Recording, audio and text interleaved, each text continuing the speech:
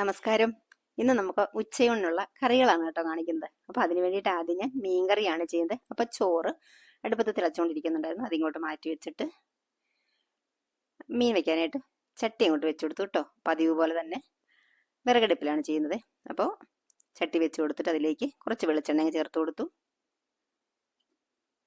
കുറച്ച് കടുക് ചേർത്തു, വറ്റൽമുളകും കറിവേപ്പിലയും ചേർത്ത് കൊടുത്തു. തേങ്ങ അരച്ചിട്ടുള്ള മീൻ കറിയാണ് കേട്ടോ വയ്ക്കുന്നത്. ഒന്നങ്ങ് ഇളക്കി കൊടുത്തു. ഇതിലേക്ക് തേങ്ങ, മല്ലിപ്പൊടി, മുളക് പൊടി, ഒരല്പം ഇഞ്ചി, മഞ്ഞൾപ്പൊടി ഇത്രയും കൂടി ചേർത്ത് ഒന്ന് അരച്ചെടുത്താണ്. നന്നായിട്ട് അരയ്ക്കത്തില്ല, ഒരുവിധം ഒന്ന് അരച്ചെടുക്കും. ഇനിയും കുറച്ച് ഉലുവാപ്പൊടി ചേർത്ത് കൊടുത്തു. എന്നിട്ട് നല്ലതുപോലെ അങ്ങ് മിക്സ് ചെയ്യാണ്. നമ്മുടെ മിക്സിയുടെ ജാറിലേക്ക് കുറച്ച് വെള്ളം ഒഴിച്ചിട്ട് അതുകൂടെ അങ്ങ് ചേർത്ത് കൊടുത്തു.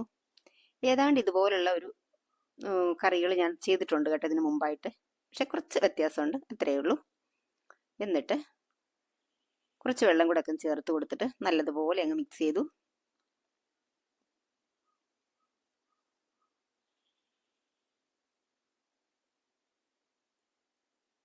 ഇനി ആവശ്യത്തിനുള്ള ഉപ്പ് ചേർത്ത് കൊടുത്തു. ഒന്നുകൂടെ ഒന്ന് മിക്സ് ചെയ്തു. ഇനി ഇത് പുളി വെള്ളത്തിലിട്ട് വെച്ചിട്ടുണ്ടായിരുന്നേ, അതങ്ങ് ചേർത്ത് കൊടുത്തു. എല്ലാം കൂടെ ഒന്നുകൂടെ അങ്ങ് ഇളക്കി യോജിപ്പിച്ചു. ഒന്നങ്ങ് അടച്ചു വെച്ചു കൊടുത്തു.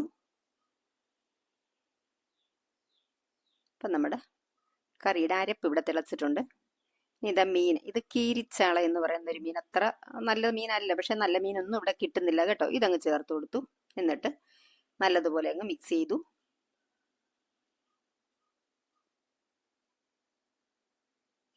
ഇനി ഇത് ഇരുമ്പൻ പുളി, ഇത് 2 എണ്ണം ഉണ്ടായിട്ടുണ്ടായിരുന്നുള്ളൂ. ബാക്കിയൊക്കെ നേരത്തെ ഒരു അച്ചാറിടുന്നത് കാണിച്ചിട്ടുണ്ടായിരുന്നല്ലോ. പിന്നെ ഈ 2 എണ്ണം ഉണ്ടായിരുന്നു. ഇത് ഇതിലേക്ക് ചേർത്ത് കൊടുത്തു. എന്നിട്ട് കുറച്ച് കറിവേപ്പില കൂടി ചേർത്ത് കൊടുത്തു. ഇതിൽ വേണമെങ്കിൽ നമുക്ക് പച്ചമുളക് ചേർക്കാം കേട്ടോ. അപ്പം ഇപ്പം എനിക്കുള്ള മുളക് പൊടി ഭയങ്കര എരിവാണ്. അപ്പം ഞാൻ ഇനി പച്ചമുളകും കൂടെ ചേർത്തിട്ടുണ്ടെങ്കിൽ നല്ല എരിവായി പോവും. അതുകൊണ്ട് പച്ചമുളക് ചേർക്കുന്നില്ല. എന്നിട്ട് ഒന്ന് ചട്ടി ഒന്ന് ചുറ്റിച്ച് കൊടുത്തിട്ട് ഒന്നങ്ങ് അടച്ചു വെച്ചു കേട്ടോ.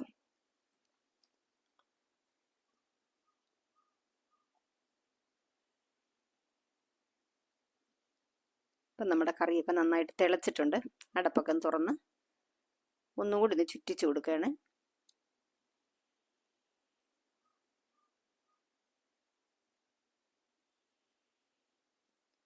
എല്ലാം ഒന്ന് ഉപ്പും പുളിയൊക്കെ നോക്കുകയാണ് കേട്ടോ.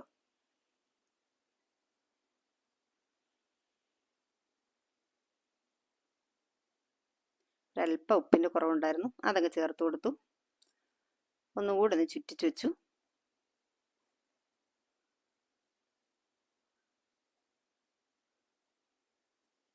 ഒരു 2 മിനിറ്റ് കൂടി നടച്ചു വെച്ചു.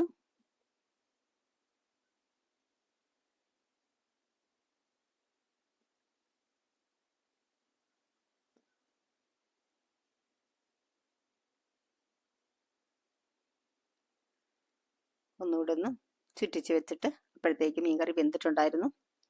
അപ്പോൾ അത് മാറ്റി ഇനി അടുത്ത് സാമ്പാറാണ് കേട്ടോ വയ്ക്കുന്നത്. ഇത് ഞാനൊരു പഴയ കുക്കറിൽ, ഞാൻ നേരത്തെ പറഞ്ഞിട്ടുള്ളതാണ്, വിറകടുപ്പിൽ വെക്കാനായിട്ട് മാറ്റി വെച്ചൊരു പഴയ കുക്കറാണ് കേട്ടോ. ഒരു 10-25 വർഷം പഴക്കമുള്ളതാണ്. അതിലേക്ക് പച്ചക്കറികളും പരിപ്പും കുറച്ച് കറിവേപ്പിലയും കൂടെ ചേർത്ത് കൊടുത്തു. ഇത് അടുപ്പിൽ വെച്ചതുകൊണ്ട് തന്നെ നല്ല തീ ഉള്ളതുകൊണ്ട് തന്നെ ആദ്യം കുറച്ച് വെള്ളം ഒഴിച്ചു കൊടുത്തു കേട്ടോ, അല്ലെങ്കിൽ കരിഞ്ഞു പിടിക്കത്തില്ലേ, അതുകൊണ്ട്. പിന്നെ ഇതിലേക്ക് ഒരു 2-3 തക്കാളി ചേർത്തു. ചെറിയ ഉള്ളി പൊളിച്ചത് കുറച്ചേ ഉണ്ടായിരുന്നുള്ളൂ, അതങ്ങ് ചേർത്ത് കൊടുത്തു. മുരിങ്ങക്കായ ചേർത്തു.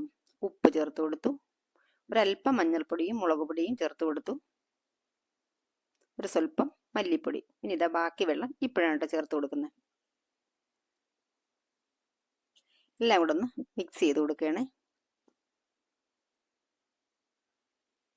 ആവശ്യത്തിനുള്ള വെള്ളം കൂടി ഒഴിച്ചു കൊടുത്തിട്ട് ഒന്നുകൂടെ ഇളക്കി കൊടുക്കുകയാണ്.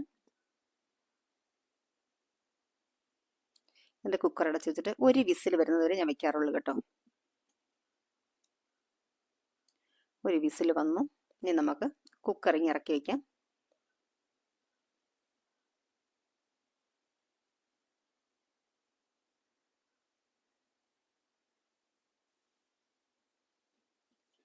ഇനി ചോറ് ഒന്നുകൂടി അങ്ങ് വെച്ച് കൊടുക്കണം. ചോറ് വെന്തിട്ടില്ല. അപ്പോൾ തിളച്ച് വന്നിട്ട് കുറച്ച് സമയമായിട്ടുള്ളൂ കേട്ടോ. അപ്പം ഇതിൻ്റെ ചോറ് വേകുമ്പോഴത്തേക്ക് നമുക്ക് കറികളും റെഡിയാക്കാൻ പറ്റുമല്ലോ. അപ്പോൾ ഇതിൻ്റെ കൂടെ ഞാൻ ഒരുപാട് പണികൾ വേറെയും ചെയ്യുന്നുണ്ട്. തൊട്ടപ്പുറത്ത് പാത്രങ്ങൾ കഴുകി വെച്ചിട്ടുണ്ടായിരുന്നു, അതൊക്കെ ഒന്ന് അടുക്കി വെച്ചു. ഞാൻ ഇപ്പുറത്തോട്ട് പാത്രങ്ങൾ ഇറക്കി വെക്കും കേട്ടോ. അതെന്തിനാന്ന് വെച്ചിട്ടുണ്ടെങ്കിൽ ഈ അടുപ്പിൻ്റെ ചൂട് തട്ടി പെട്ടെന്ന് പാത്രങ്ങൾ ഉണങ്ങി കിട്ടും. ഞാനിപ്പോൾ തവി വെച്ചില്ല, അതിന് തൊട്ടപ്പുറത്ത്. അപ്പോൾ അതേ നമ്മുടെ സാമ്പാറൊക്കെ തുറന്നൊന്ന് ഇളക്കി നോക്കി ബാക്കി വേണ്ട പൊടികൾ മല്ലിപ്പൊടി, മഞ്ഞൾപ്പൊടി, മുളക് പൊടി, സാമ്പാർ പൊടി ഇതൊക്കെ അങ്ങ് ചേർത്ത് കൊടുത്തു കേട്ടോ. പുളി ഇതൊക്കെ ഇപ്പോഴാണ് ചേർത്ത് കൊടുക്കുന്നത്. പുളി പിഴിഞ്ഞിട്ട് ആ വെള്ളം അങ്ങ് ചേർത്ത് കൊടുത്തു. എല്ലാം കൂടെ നന്നായിട്ടങ്ങ് ഇളക്കുകയാണ്.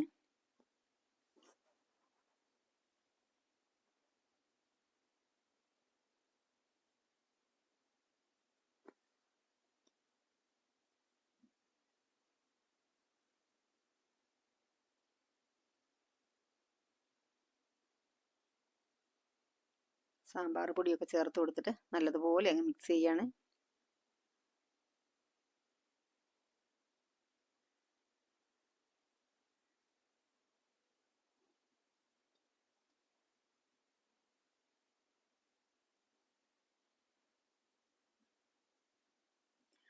ഉപ്പും പുളിയൊക്കെ ഒന്ന് നോക്കാം.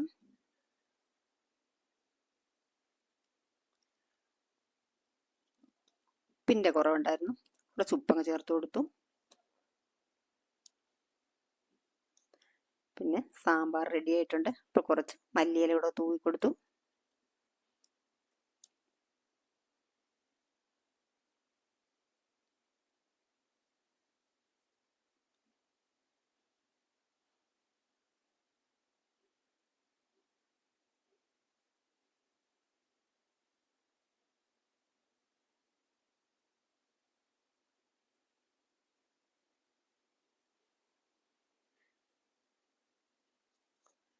അപ്പോൾ അങ്ങനെ നമ്മുടെ സാമ്പാറും റെഡിയായി ഇറക്കി വെച്ചു. ഇനി ഞാൻ ചെയ്യുന്നത് വൻപയറാണ് കേട്ടോ. ഇത് വൻപയർ തലേ ദിവസം കുതിർത്ത് വെച്ചിട്ടുണ്ടായിരുന്നു.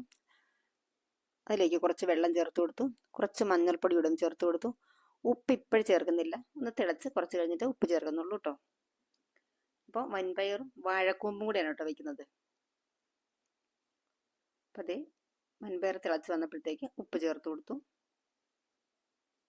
എല്ലാം കൂടെ ഒന്ന് മിക്സ് ചെയ്തിട്ട് ഒന്നുകൂടെ നടച്ച് വയ്ക്കുകയാണ് കേട്ടോ. വെന്തിട്ടില്ല, കുറച്ചുകൂടെ വേകാനുണ്ട്.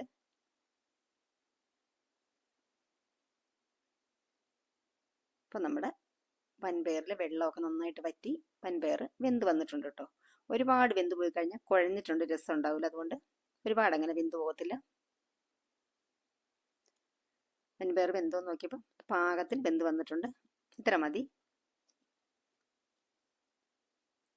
ഇനി ഇതിങ്ങനെ ഇറക്കി വെച്ചിട്ട് നമുക്ക് വാഴക്കൊമ്പ് വയ്ക്കാനായിട്ട് ഒരു ചീനച്ചട്ടിയാണ് കേട്ടോ വെച്ചിരിക്കുന്നത്. ഇതിലേക്ക് കടുക്, നമുക്ക് സാമ്പാറിന് കടുക് ഇറക്കുന്നു, ഈ കൂടെ തന്നെ അങ്ങ് ചെയ്യുകയാണ് കേട്ടോ. ഞാൻ ഇതിലേക്ക് വെളിച്ചെണ്ണ ഒഴിച്ചു കൊടുത്തിട്ട് കടുക് ചേർത്ത് കൊടുത്തു.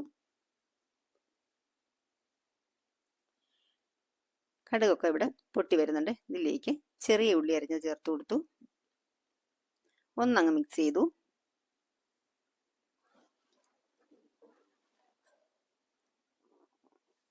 വറ്റൽമുളകും കറിവേപ്പിലയും ചേർത്ത് കൊടുത്തു.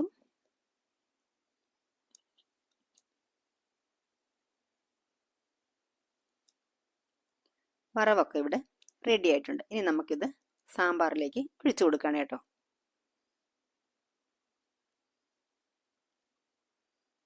ഇനി അരിഞ്ഞു വെച്ച വാഴക്കൂമ്പ് അങ്ങ് ചേർത്ത് കൊടുത്തേ. എന്നിട്ട് നല്ലതുപോലെ മിക്സ് ചെയ്യാണ്. ആവശ്യത്തിനുള്ള ഉപ്പ് കൂടി ചേർത്ത് കൊടുത്തു. എല്ലാം കൂടെ നന്നായിട്ടൊന്ന് കൂട്ടി യോജിപ്പിച്ച് നല്ലവണ്ണം ഒന്ന് കൂട്ടി ഒതുക്കി വെച്ചിട്ട് ഒന്നങ്ങ് അടച്ചു വെച്ച് കൊടുക്കാം. ഒരു 2 മിനിറ്റ് കൊണ്ട് തന്നെ വാഴക്കൂമ്പ് ഒന്ന് വെന്ത് വരും.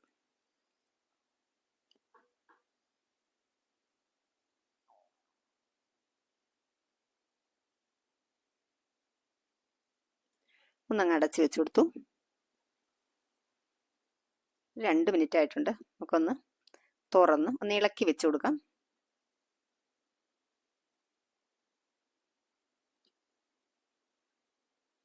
ഇതത്ര നല്ല അല്ലായിരുന്നു കേട്ടോ. ആണെങ്കിൽ പെട്ടെന്ന് വേഗം നല്ലതായിരുന്നു. പക്ഷെ അത്ര പോരാ. നല്ല എന്ത് കൂമ്പാണെന്ന് അറിഞ്ഞുകൂടാ.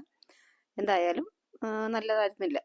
അപ്പോൾ തോരൻ അടിപൊളിയായിരുന്നു, പക്ഷെ വാഴക്കൂമ്പ് അത്ര പറ്റിയില്ല. പിന്നെ നമ്മളിതിലേക്ക് വൻപയർ ചേർത്ത് കൊടുത്തു, പിന്നെ അരപ്പ് ചേർത്ത് കൊടുത്തു. തേങ്ങ, വെളുത്തുള്ളി, ജീരകം, ചെറിയ ഉള്ളി, മഞ്ഞൾപ്പൊടി, ഒരു സ്വല്പം കറിവേപ്പില, പച്ചമുളക്, ഇത്രയാണ് അരച്ചിട്ടുണ്ടായിരുന്നത്. ഇതൊക്കെ ചേർത്ത് കൊടുത്തു. എന്നിട്ട് നല്ലതുപോലെ ഒന്ന് കൂട്ടി വെച്ച് കൊടുത്തിട്ട് ഒന്നങ്ങ് അടച്ച് വെക്കുകയാണ്. നമ്മൾ അരപ്പൊക്കെ വെന്ത് വരണമല്ലോ, അതിന് വേണ്ടിയിട്ട്. ഏത്തവാഴയുടെ കൂമ്പ് തോരൻ വയ്ക്കാനായിട്ട് നല്ലതാണെന്ന് പറയും കേട്ടോ, നല്ല രസമാണ്. പക്ഷെ ഇതത്ര ഞാൻ പറഞ്ഞില്ലേ, ഇത് വേറെ ഏതോ കൂമ്പാണെന്ന് തോന്നുന്നു, എനിക്ക് വാഴ അങ്ങനെ അറിഞ്ഞുകൂടാ കണ്ടാൽ. എന്നിട്ട് നമ്മൾ അടപ്പൊന്ന് തുറന്നിട്ട് എല്ലാം കൂടെ അങ്ങ് മിക്സ് ചെയ്യണം കേട്ടോ.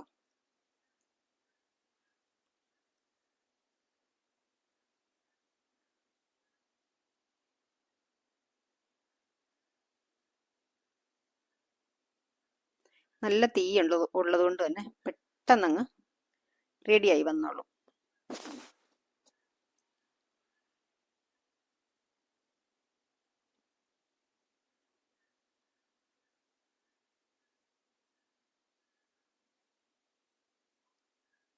അപ്പോൾ വാഴക്കൂമ്പ് തോരന് ഉപ്പൊക്കെ ഉണ്ടെന്ന് നോക്കുകയാണ്, ഒക്കെ കറക്റ്റാണ്. അപ്പോൾ തോരൻ റെഡിയായി. അപ്പോൾ അതെ, ഇതൊക്കെയാണ് ഇന്നത്തെ കറികൾ. വാഴക്കൂമ്പ്, ചോറ്, രസം ഉണ്ടായിരുന്നു ഇന്നലത്തെ, പിന്നെ സാമ്പാർ, മീൻകറി, പിന്നെ ഇന്നലത്തെ തന്നെ മോര് കറി ഉണ്ടായിരുന്നു കേട്ടോ. അപ്പോൾ ഇതായിരുന്നു ഇന്നത്തെ ഉച്ചയൂണ്. അപ്പോൾ നമ്മുടെ ചാനൽ സബ്സ്ക്രൈബ് ചെയ്ത് സപ്പോർട്ട് ചെയ്യണേ. വീണ്ടും മറ്റൊരു നല്ല വീഡിയോയുമായി വരാം. ടാറ്റാ.